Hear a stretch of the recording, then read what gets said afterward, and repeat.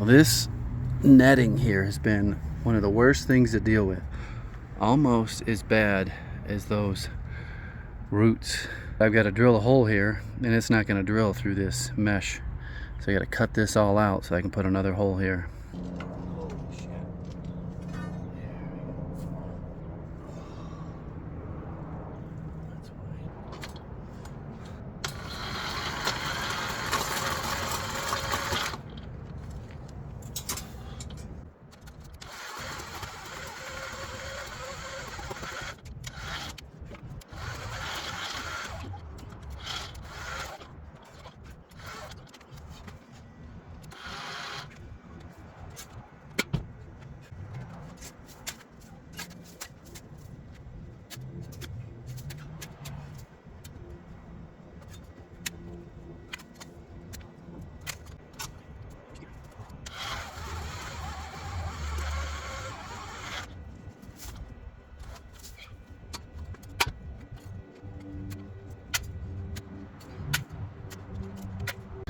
Still hard work, but that made things go real fast. Got one more to do, and then gonna be prepping this area for concrete.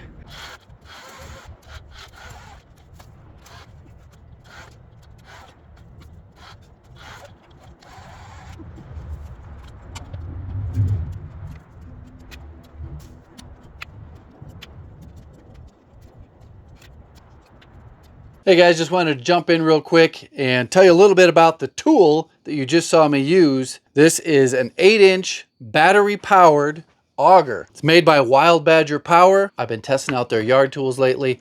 In the previous video, I put their little mini chainsaw on a stick to use, as well as their hedge trimmers. It has reverse and 2 forward speeds. So if you were drilling in sand, you could probably, zip right through it on speed 2. I was using speed 1. If you're interested in checking this tool out, I will put a link down in the description. This section of the fence has posts every 4 feet because it's going to be supporting the rolling gate. So I don't want any droops.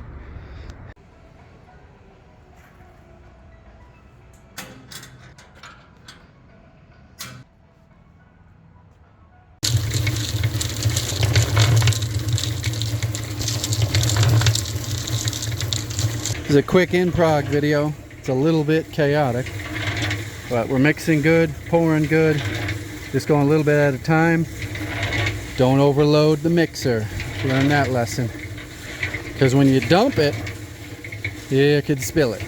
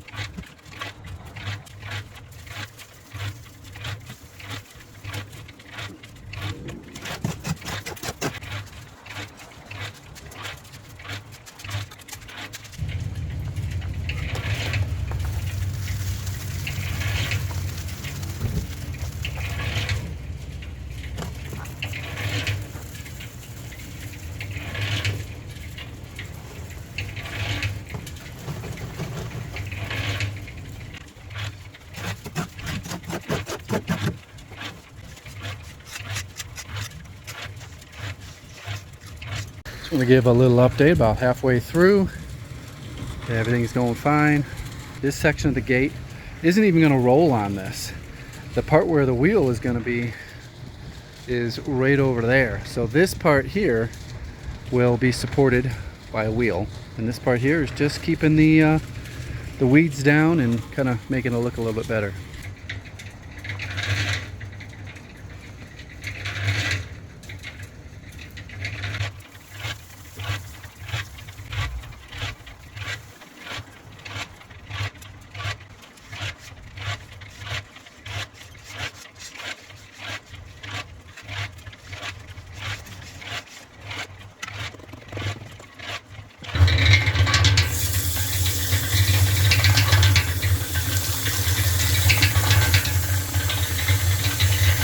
Glad I don't have to listen to that anymore. So here it is in all its glory. Doing pretty good. This next section here, I'm actually going to put some rebar in there. This part will get driven over.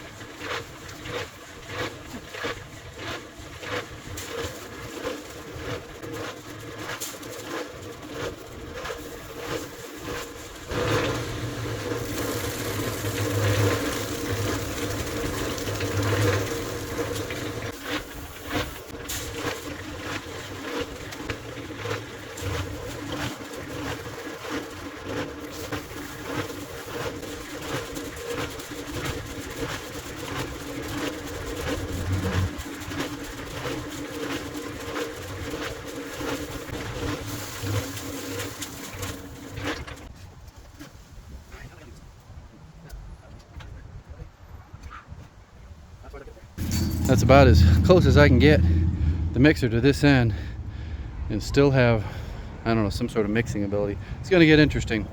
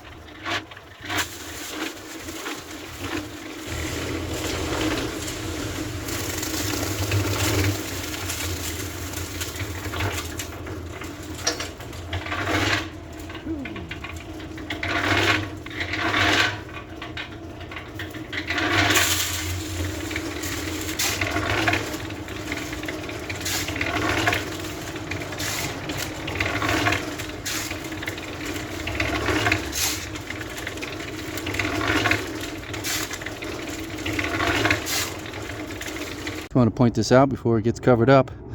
We got 1.5 bags left, maybe less. That the rebar, not on the ground, pulled up, not in the middle, but the bottom third. So if something drives over this, the bottom third is where you want all your reinforcement.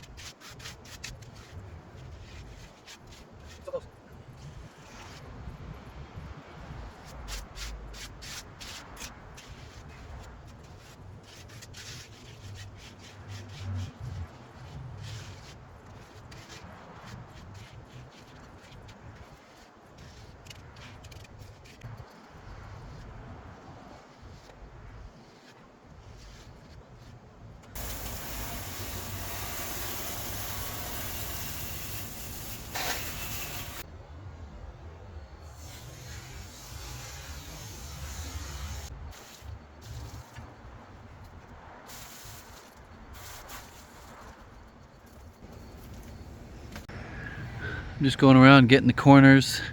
I already put the tripod away, so you can't watch me do it. This is what I'm using. Pretty easy. Just go back and forth, back and forth.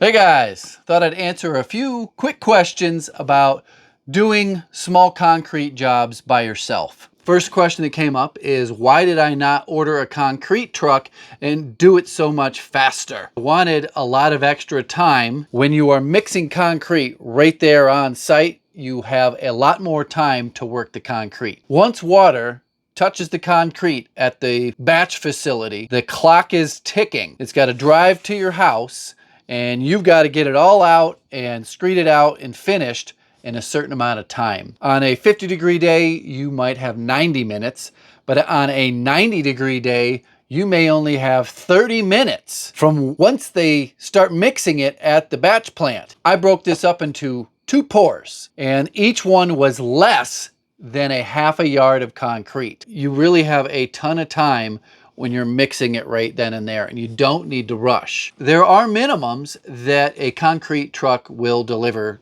to a project. Normally it's 3 to 4 yards. In some locations, the minimum is 1.5 yards. If you are underneath that, you can pay a fee, a short load fee, usually $100 to $200. So what is the maximum amount of concrete volume that one man can handle on a project? I wouldn't try anything over 2 yards. If you get over 2 yards, it would probably be good to have 2 guys, 2 wheelbarrows, 2 sets of shovels, 4 hands on your screeding board. Most of the time, if you have less than a yard, it makes sense to just order the pallet. Basically, a pallet of 80-pound bags is just shy of 1 full yard of concrete. You can rent the mixers, you can buy the mixers. They're not very expensive. I would not hesitate to recommend you try this on your own. This is a DIY skill level project. I may have tipped the wheelbarrow over once, almost twice, but just once, because I put 2 full bags in the mixer, and the lever is only so long. So as soon as you start tipping, it's going. It went over and smashed into the wheelbarrow. Needed a longer level and maybe a bigger base. So 1.5 bags is what I was mixing. Full 80 and then half, which would have been 40. So 120 pounds per mix. I did not pre-measure out the water in a bucket with a line and dump it in. Just did it by eye. I've mixed a ton of concrete by hand in like a wheelbarrow, or I got a big mixing pan and I've used a shovel. So I know general consistencies. I used to do slump inspections. I didn't do the slump test. I had to inspect the slump tester to make sure there was no funny business. On commercial job, there's an engineered slump test. And that's where they fill this cone up with concrete, and then they pull the cone up and you have to measure how much it slumps. And that tells you how much water is in your mixture. You don't want too much water in there. The more water, the weaker the concrete. On something like this, it really doesn't matter. Last thing I want to talk about is finishing. When you are finishing out your concrete, it is going to have a high gloss finish. It's going to be slick wet. I often use the analogy of finishing drywall and putting high gloss paint on it versus putting flat ceiling paint on there versus putting texture on there. When you're finishing it out, you're going to be so worried. There's a little line over there, and you're going to go back and you're going to want to try to smooth that line out. And you're going to create another little line. Once it starts setting up, you can go flatten those out a little bit. But when this dries, it's going to dry to a very flat sheen. So what you're looking at while you're finishing it is not what you're going to see once it dries. It is very forgiving. I know I probably forgot something. So if you are a concrete expert, put your expert advice down in the comments. Thanks for watching. Goodbye.